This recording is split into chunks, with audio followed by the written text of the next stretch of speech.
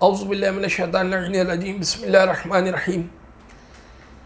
नहजुल बलागा कलिमात किसार कलिमात अमीरुल मोमिनीन अली इब्न अबी तालिब अलैहिस्सलाम।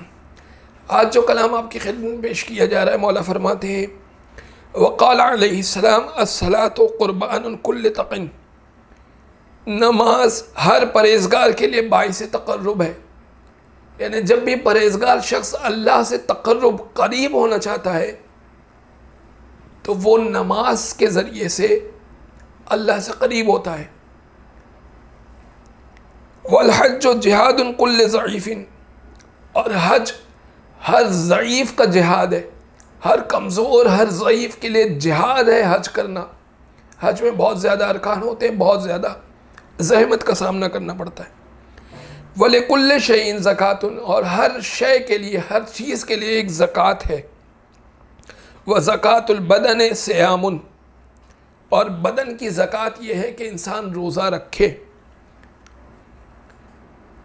व जिहादुल मराते हस्नु तबअल, और औरत का जिहाद यह है कि वो शौहर के साथ हुस्न माशरत से पेश आए, शौहर के साथ अच्छे तरीके से पेश आए, ये औरत का जिहाद है।